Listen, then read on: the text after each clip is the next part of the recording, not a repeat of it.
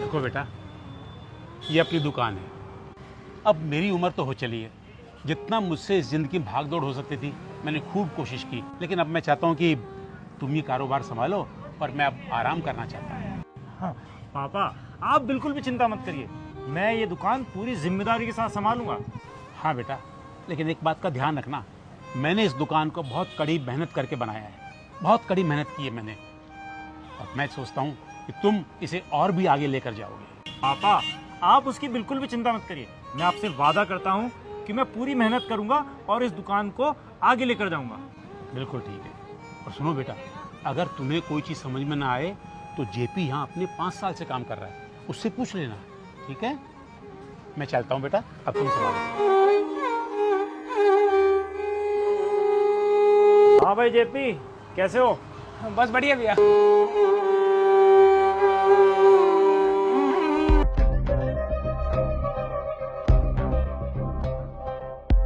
हाँ भाई जेपी, क्या हो रहा है? कुछ नहीं भैया जी, बाइक सर्विस के लिए आई थी, सर्विस तो हो गई है, बस ऑयल डालना है। अरे तो ये वाला क्यों डाल रहा है?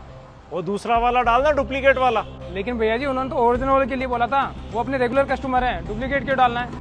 अरे उन्होंने जो बोला है वो छोड़, अगर ज्यादा पैसे कमाने हैं तो हमें हमारे हिसाब से चलना पड़ेगा। लेकिन सेठ जी तो हमेशा कस्टमर का विश्वास जीतने में विश्वास करते हैं, उन्होंने आज तक कभी ऐसा नहीं किया, और दुकान में कभी ये मान के चलो कस्टमर का विश्वास तोड़ा ही नहीं उन्होंने। तभी तो ये दुकान आज भी उसी पोजीशन में है जो 20 साल पहले थी, और लोगों को देखो कहां से कहां पहुंच गए। और तुम ना ज्यादा ज्ञान मत दो, जितना बोला जाए उतना करो। वो डुप्लीकेट वाला ऑयल लाओ और डालो इसमें। ठीक है।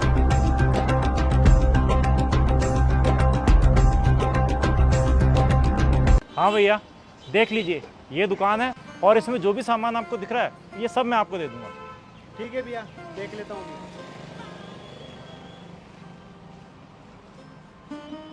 क्यों बेटा, मैं क्या सुन रहा हूँ, तो दुकान बेच रहा है? हाँ पापा, चलती तो है नहीं, कस्टमर भी आना बंद हो गए।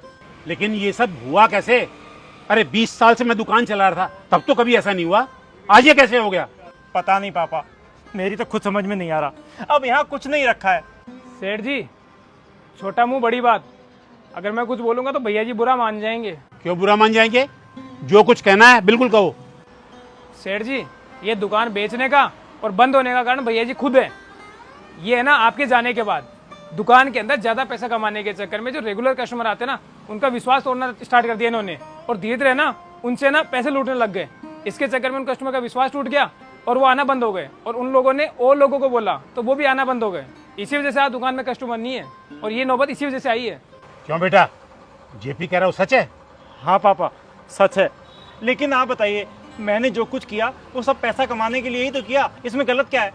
बेटा, गलत पैसा कमाना नहीं है, बल्कि गलत तरीके से कमाना है, और तुमने वही किया। अरे ग्राहक तुम पर विश्वास करके यहाँ आता है और तुम उसका विश्वास तोड़ देते हो, हैं? क्यों आएगा यहाँ पर?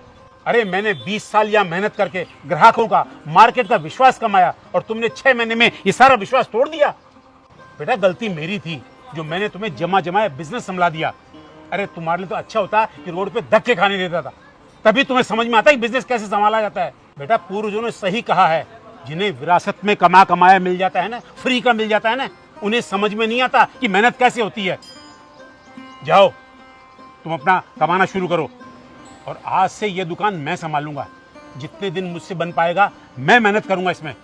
तुम जाओ, मेहनत करो, कमाओ, तब पता लगेगा तुम्हें।